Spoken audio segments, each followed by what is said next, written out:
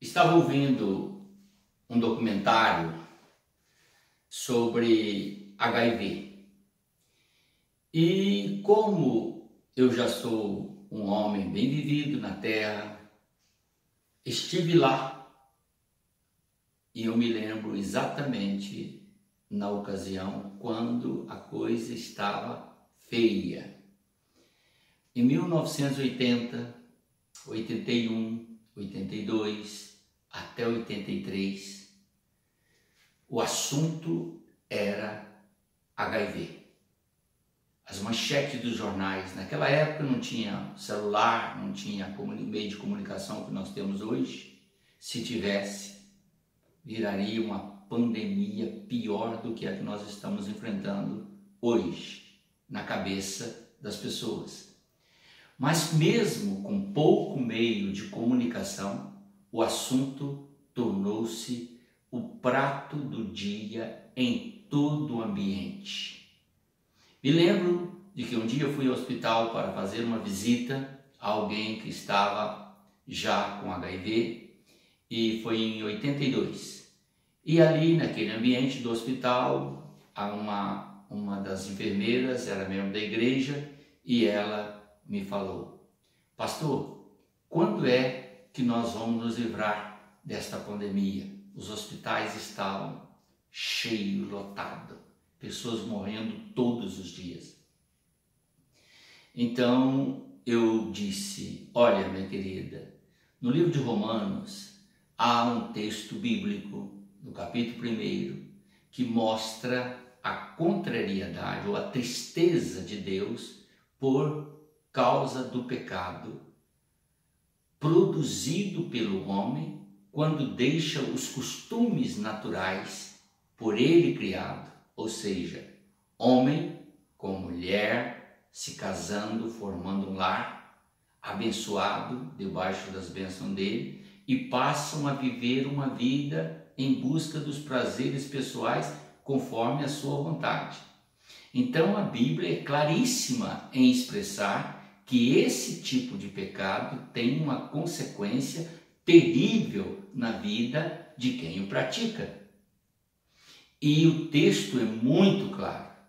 Fala que homens com homens estariam se relacionando, mulheres com mulheres estariam se relacionando. E esta forma de relação não agradava a Deus e, por conseguinte, traria consequências sobre a humanidade. E o que nós estamos vivendo agora é uma demonstração de que a palavra do Senhor é a verdade e que nela não há nenhum engano, nenhuma fraudulência. Portanto, o texto foi escrito, as pessoas não deram ouvidos, se entregaram às suas paixões desenfreadas e, como resultado, veio a AIDS. Aparentemente, depois que surgiu o coquetel e todos começaram a tomar essa medicação, aparentemente o mal desapareceu, mas ele não desapareceu. Ele foi camuflado por Satanás. Camuflado. Esse mal está vivo dentro da sociedade, matando muitas pessoas e causando dores em muitas famílias.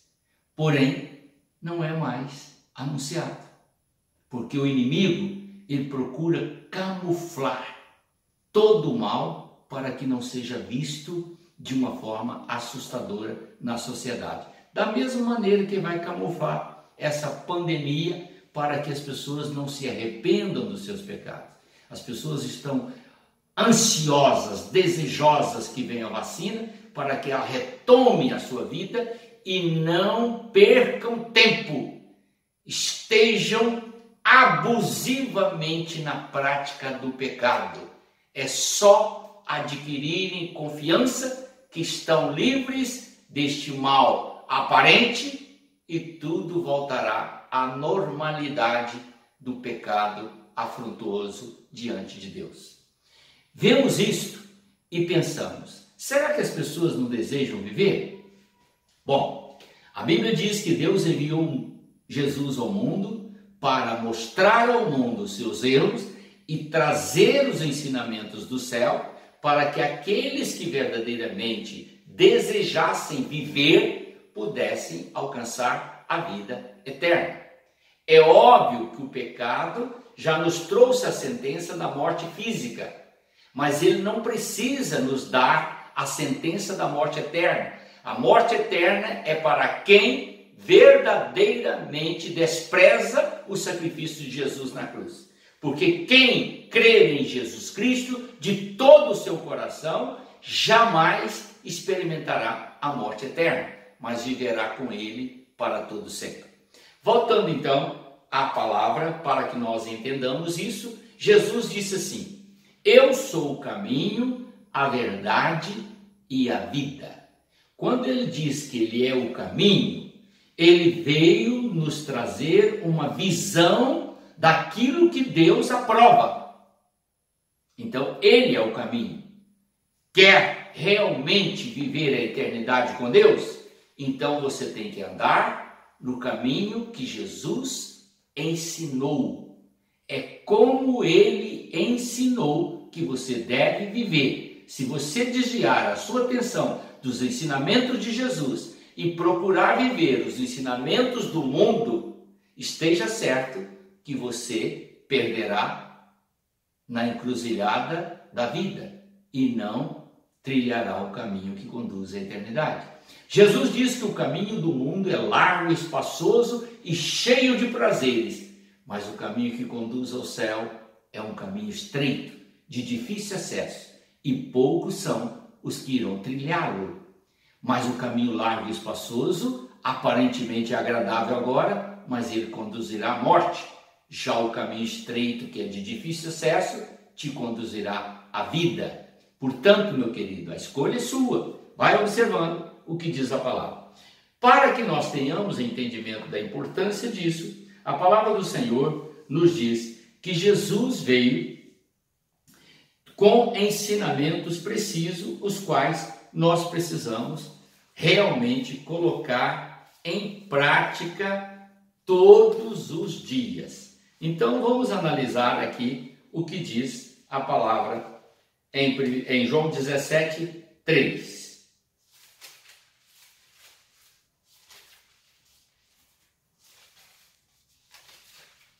Assim encontramos registrado mais um ensinamento de Jesus.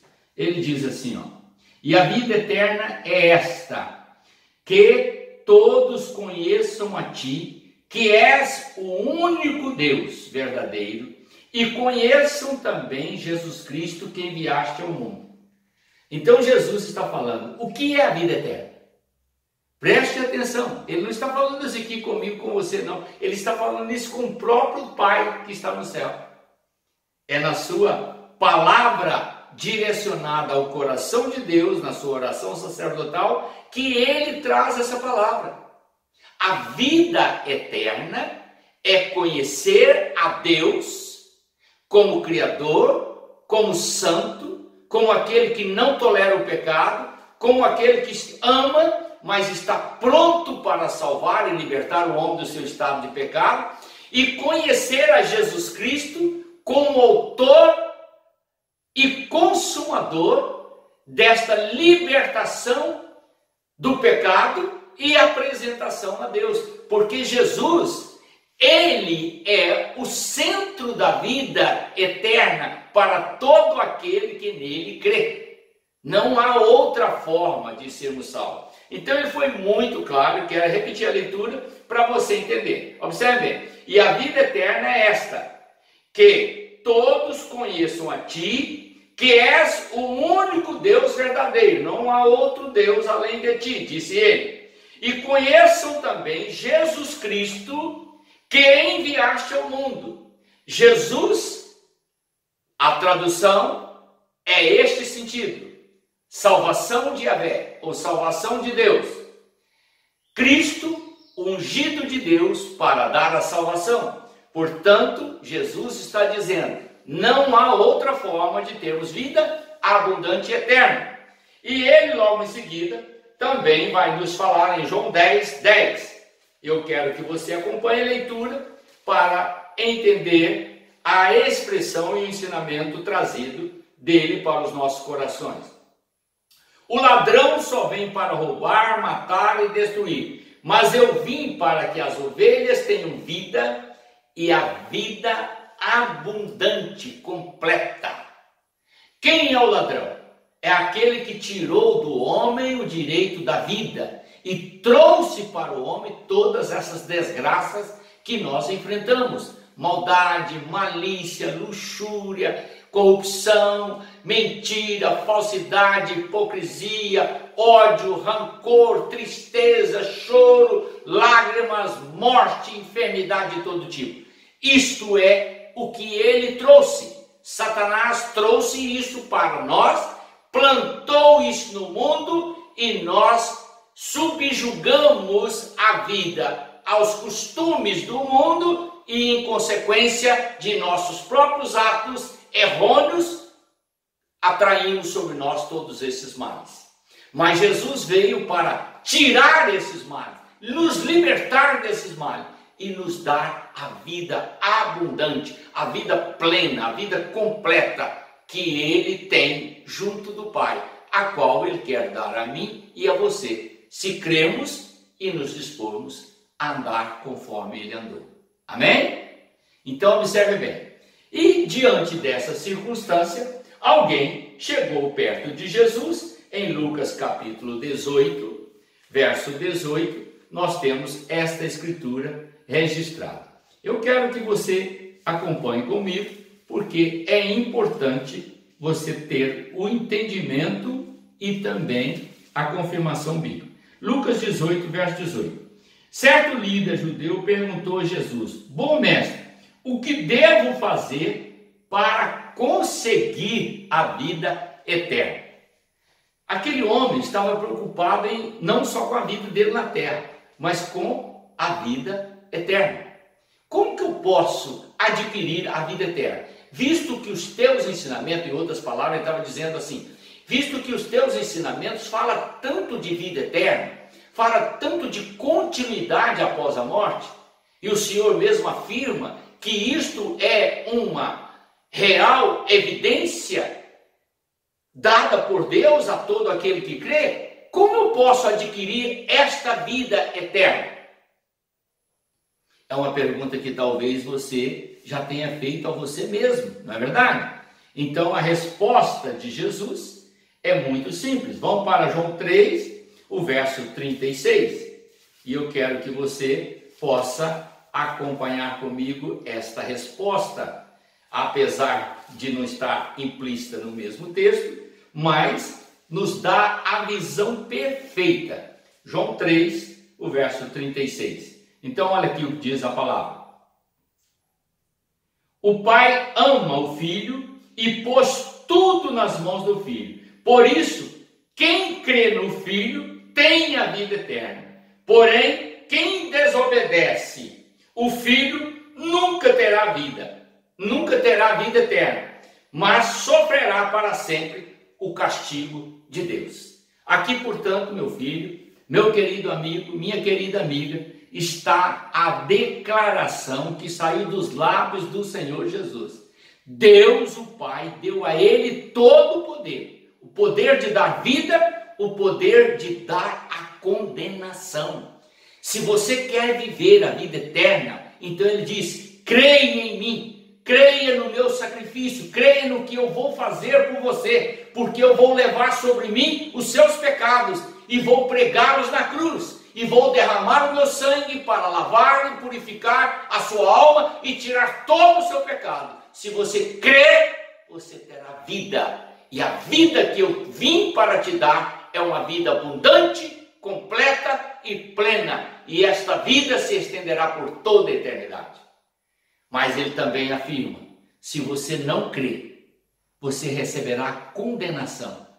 Não porque Deus, o Pai, é mau e deseja condenar alguém. Não porque eu desejo condenar alguém. Mas porque você rejeitou o único plano que pode justificar o homem e conduzi-lo à eternidade. Deu para entender? Espero que você tenha entendido. Se não entendeu, nas próximas mensagens, se você acompanhar, verá que Deus vai lhe falar ao coração e abrir a sua mente para entender os mistérios que Jesus trouxe do céu. Amém? Vamos orar. Pai eterno, esclareça no coração de todos, meu Deus, que o Senhor não tem prazer na morte do ímpio, na morte do pecador, na morte daquele, ó Pai, que anda distanciado de Ti. O Senhor ama o homem, mas odeia o pecado que o homem pratica. E o Senhor tem lutado para salvar o homem e libertar do seu pecado. Mas para tanto, ele precisa crer em Jesus Cristo, que é o único com poder e autoridade para dar vida. Por isso eu te peço, ó Deus, esclareça essa mensagem na mente e no coração de todos. Em nome do Senhor Jesus. Amém.